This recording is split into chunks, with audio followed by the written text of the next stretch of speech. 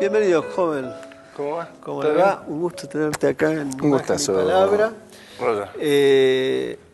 Bueno, vamos a hablar de la película que acaba de ver el público que sigue este programa, que aparentemente ya tiene una medición, son 450.000 espectadores por... Ya la disfrutaron. Sí, le ganaste a It.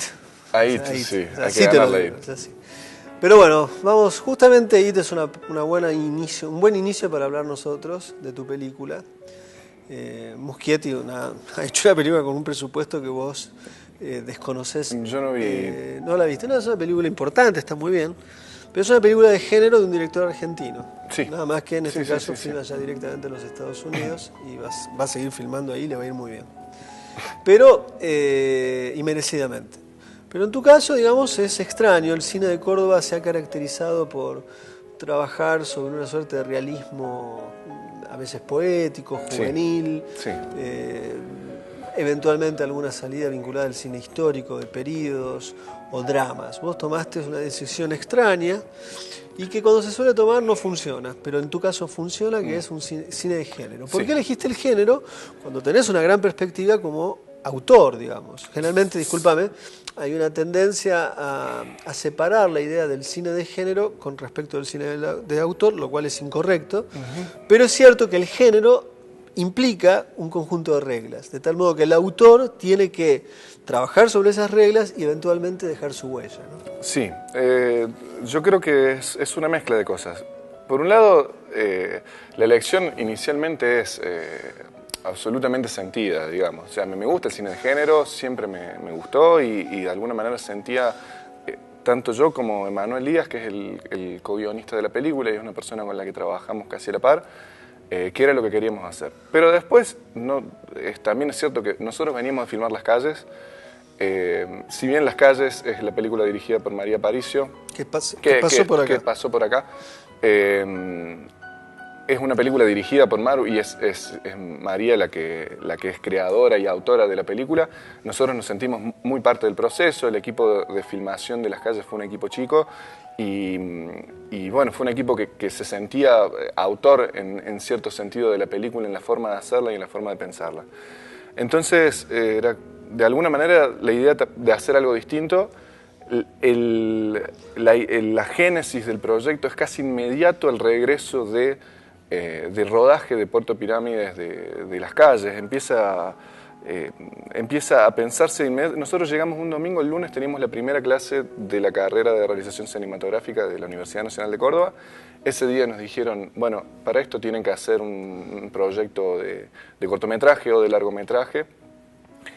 Y yo lo que pensaba, veníamos de trabajar con técnicos y personas que habían hecho la experiencia previa en fílmico, de realización cinematográfica. Nos habían dicho que la experiencia de filmar en fílmico era muy valioso y yo, haciendo cuentas y sacando números, me di cuenta de que por la plata con la que antes se filmaba en 16 milímetros podíamos hacer un largometraje en digital, y la idea era filmar el largometraje en digital con las reglas del fílmico. Es decir, no estar pensando en hacer toma y retoma, que es algo que el digital te permite y que eventualmente sucedió, digamos, si bien esa fue una regla que uno se impone antes, pero terminamos por armar un guión que tenía un guión técnico, un storyboard absolutamente preciso y claro, y cada plano estaba pensado de manera de intentar abaratar absolutamente todo costo posible en lo que es la idea y llevarla a cabo de esa manera, ¿no? Como si filmáramos en fílmico. Y después, en relación a la diferencia del cine de autor y del cine de género, yo no lo distingo. Sin dudas el proyecto, yo ya lo he dicho muchas veces en los Q&A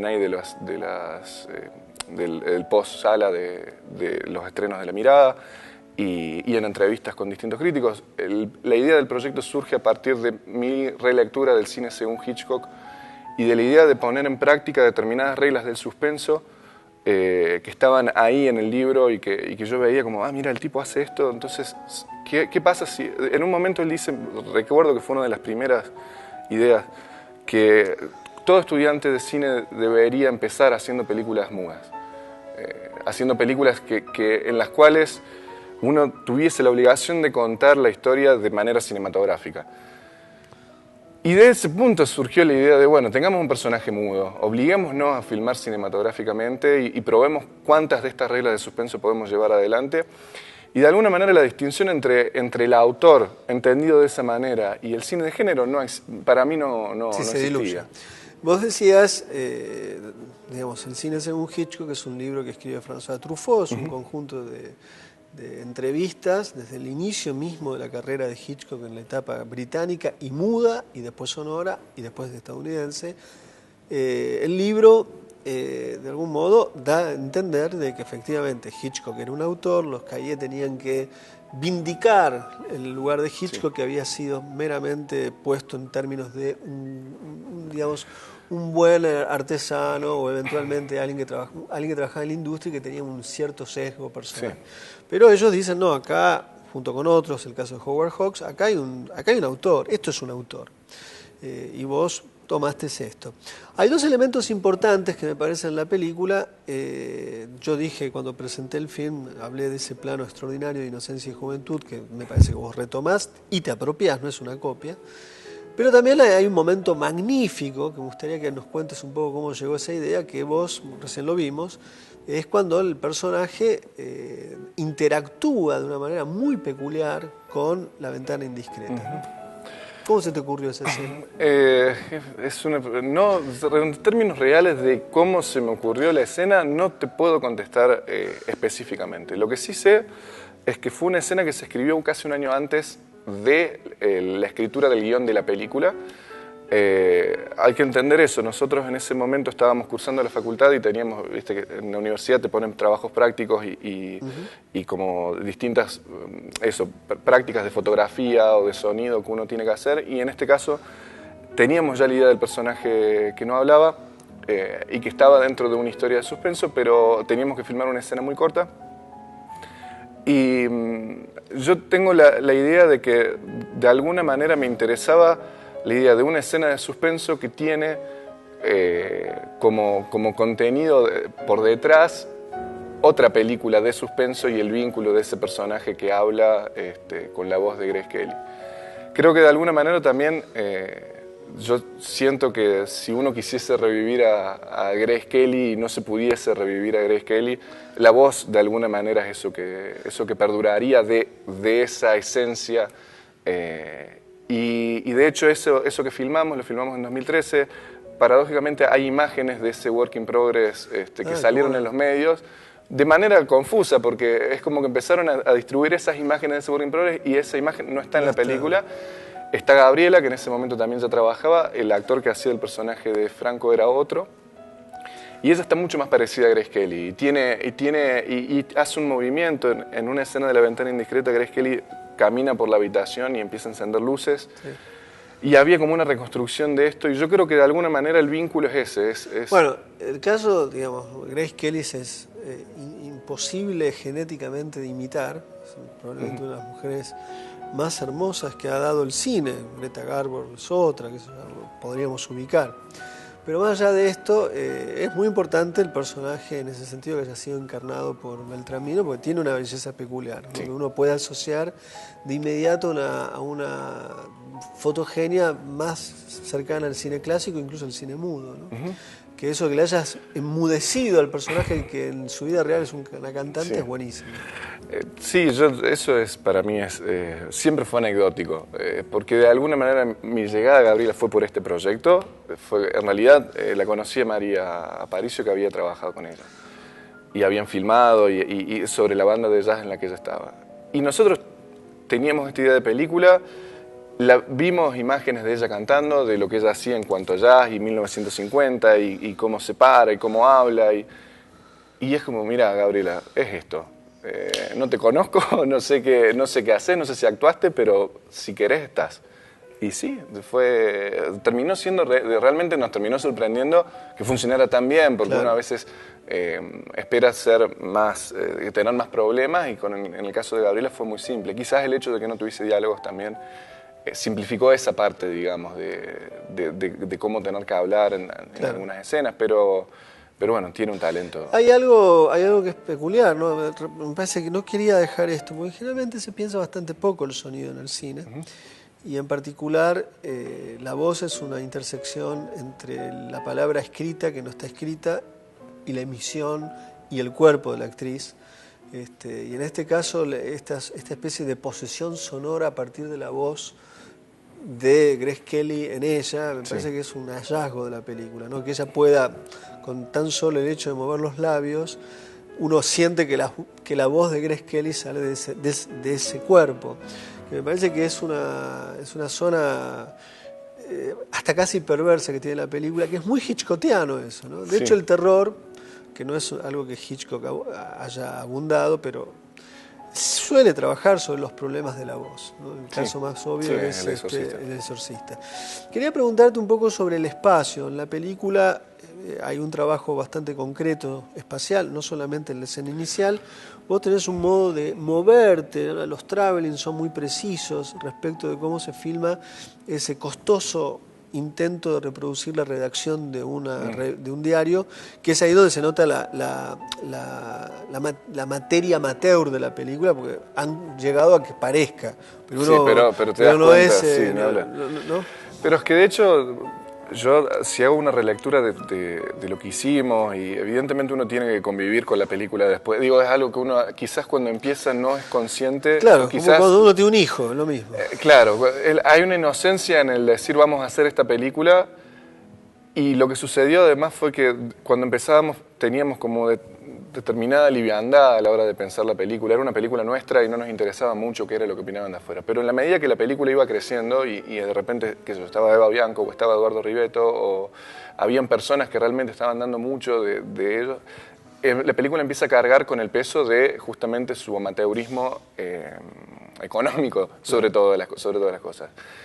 Y tiene relación con esto que me preguntas del carro de traveling, porque la locación de la oficina fue lo último que conseguimos, era algo que era imprescindible para mí tener, y tenía que ser una oficina así, teníamos que tener el espacio para poder trabajar con el carro de traveling y que tuviese terreno. Es casi, para mí era como un set, porque tenés una especie de pasillo muy grande y la mirada hacia los cubículos donde están ellos hablando, y la postura de la cámara casi siempre es mirando de perfil, digamos, hacia los cubículos y de perfil hacia Gabriela, para poder movernos lateralmente ahí. En todo caso, en algunos momentos podemos invertir eso, pero todas las escenas de la película eran pensadas de manera individual.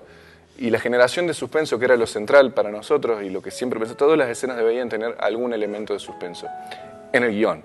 Después en la película eso ya fue más difícil de lograr, pero en el guión todas las escenas tenían un elemento de suspenso, y muchas veces ese elemento estaba dado por la distribución de los personajes en el espacio, el vínculo entre ellos mismos y en su forma de trabajo en el espacio, y no se podía resolver eso con 2 planos o con 3 planos, y de hecho si se podía la cámara se tenía que mover y tenía que darte esa posibilidad de jugar con el terreno y poder cuidar el momento de la aparición del plano general. Digo, la idea no era mostrar la oficina de buenas a primeras entera en un plano general, sino poder ir creciendo. Entonces, si primero estábamos con Gabriela en un plano corto, no saber muy bien cómo es el espacio alrededor para que genere alguna especie de incertidumbre acerca de ese espacio, y empezar a movernos hasta descubrir el espacio, y en todo caso, una vez que terminábamos de aprovechar del todo ese espacio, pasábamos a otra cosa. Quería preguntar por algo que también me parece, o sea, hay muchos intentos recientemente porque la propia contemporaneidad impulsa a los cineastas a imitar la realidad. Quiero decir con esto el uso del texto, de mensaje de texto en pantalla. Ajá. Me parece que acá funciona muy bien por la imposibilidad del personaje de emisión de habla, por lo tanto la relación que establece con el teléfono invita mucho más a que se justifique la inserción del texto, ¿no? Contame un poco la decisión. Son esas cosas que hoy no estoy tan seguro de que me termine de cerrar del todo el mensaje y cómo aparece el mensaje en particular, principalmente porque yo sabía que si poníamos los mensajes de texto yo estaba haciendo trampa. en términos hitchcockianos y en términos de lo que yo me había planteado como ejercicio en relación al libro. La idea era que la película no tenía que tener diálogos, y diálogos tanto hablado como escrito es lo mismo, digamos. Ellos en el cine mudo se planteaban cómo tener la menor cantidad de intertítulos posible. Y yo creo que de alguna forma los mensajes de texto eran intertítulos, digamos. Eran momentos donde uno tenía que explicar a partir del diálogo algo que sucedía que era imposible de hacer con mímica. De hecho, por eso tampoco el lenguaje de señas de ella está estudiado y se supone que lo que está diciendo es lo que estaba escrito en un guión. Pero no está subtitulado y siempre fue una decisión no subtitular lo que ella hiciera, porque se supone que uno lo tiene que entender a partir del recurso cinematográfico. Ahora, de por sí la decisión estética de el cómo utilizarlos, había momentos donde, por ejemplo, en la escena en la que ella está hablando, en la que ella está viendo la ventana indiscreta que se manda mensajes, bueno, había que jugar con el tiempo en esa escena, de hecho, porque era una escena que en términos de espacio no nos permitía tanto, entonces no podíamos tener elipsis temporales por lo que sucedía después. Entonces, para que la acción no cayera, el hecho de que ella mandara mensajes de texto con el personaje de Santiago Zapata era útil. Entonces terminó siendo herramientas para hacer avanzar la acción, pero es de lo que menos me termina de cerrar, y la decisión estética en sí es algo que se está empezando a hacer mucho, y es quizás lo que menos me gusta, porque tengo la sensación de que en 10 años es lo que primero pasa de moda. Claro, igual acá en la película, justamente como está concatenado con la imposibilidad de habla del personaje, y tiene esta concepción muy inteligente para mí de vincular la inserción del mensaje de texto no como una, o no solamente como una marca de época, que hoy está y mañana no está. La marca de época está arraigada en dos vías: la imposibilidad de habla del personaje y que la película pueda pensarse en la tradición del cine mudo además, ¿no? Es que eso era lo que nos interesaba a la hora de la justificación. En un momento incluso la idea hasta fue, si no podemos hacer, porque evidentemente después el hecho de hacer los mensajes de texto en pantalla con los programas de edición tampoco es tan simple. Entonces decíamos, si no lo podemos hacer, vamos a poner los intertítulos del cine mudo. Pero era evidenciar evidentemente mucho la idea, el dispositivo que está bien así, utilizando. Me parece que queda eso como, de algún modo, como inducir, ¿no? Que es, los grandes cineastas no subrayan, sino sugieren. Sí. Creo que la película lo hace muy bien. Quería preguntarte por qué la elección temática, digamos, básicamente, por qué un asesino de mujeres, un perverso asesino de mujeres, porque digamos, sí, es una perversión. Son esas cosas, a mí me llama la atención que cuando surge la idea de la película, el Ni Una Menos todavía no era lo que es hoy. Ahora nos pasó algo similar con el guión de la próxima película que escribimos.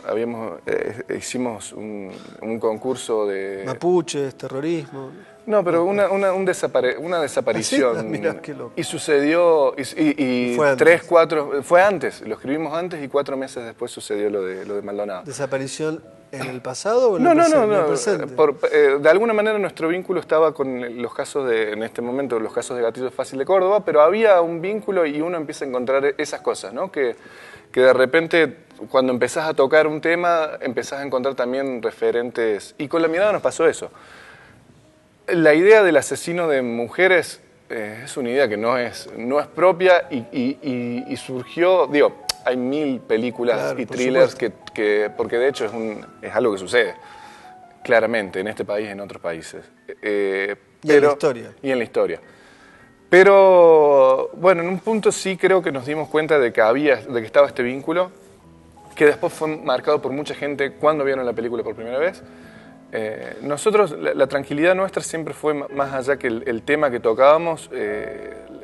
Para nosotros era muy importante la protagonista mujer y la forma en la que la protagonista mujer llevaba adelante la acción. De alguna manera veíamos que podíamos caer en elementos de violencia de género si no tratábamos bien eso, y que eso era más importante quizás incluso... No, la película muestra una chica que no se victimiza. Digamos, exactamente. ¿no? Que tiene una actitud distinta. De alguna manera era eso lo que en ese momento, en el momento de escritura, nos interesaba más. Que no fuese el personaje de Santiago Franco, el héroe de la película, que terminara peleando con el... No, de hecho es más femenino el personaje varón que la mujer. Sí, ¿no? sí, lo creo está así. Muy bien, Gustavo Zapata es un actor magnífico, sí. que merece a esta altura, hay que decirlo, una película protagónica en serio, donde él pueda, y ojalá haga de malo, pues Sí, tiene esa, yo creo que le falta eso. emana una bondad, una benevolencia que a veces le va en contra. Puede ser, pero al mismo tiempo yo estuve con él hace poco trabajando en un proyecto en común y tiene algo de Cary Grant también. Es un grande. Santiago. Ojalá le llegue el momento de reconocimiento. Tenemos que dejar, la televisión son gente muy mala la que está detrás de cámara, ni qué te cuento. No, te quiero agradecer fundamentalmente por dos razones. Primero, por estar acá. Segundo, porque nos permitís pasar gratuitamente tu película. Por supuesto. No, pero no es tan por supuesto, no siempre es por supuesto. Y son actos de generosidad que hemos recibido no solo de tu parte, sino de Mauro Aparicio y sus productores y de otros directores, Rosendo Ruiz, etc. Este programa no podría existir si no existieran estos actos sin una intencionalidad económica por detrás, que cada vez son menos, pero que de algún modo redimen las prácticas humanas. Como vieron, tenía 24 años, como vieron, sabe de lo que habla, y estoy seguro que ahora que han visto la película, si bien pueden notarse que es una película amateur, está claro que hay un cineasta. Esto no es frecuente. Hay mucha gente que hace películas, pero no necesariamente son cineastas. Yo creo que Abello es un cineasta y estoy convencido que el futuro no solamente me va a dar la razón, nos va a prodigar a todos nosotros de muchos placeres cinematográficos.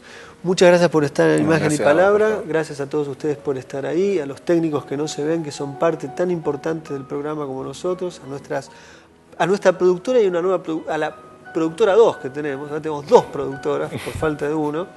Y mientras que llueve en este momento y grabamos, nos despedimos. Muchas gracias, hasta el próximo programa.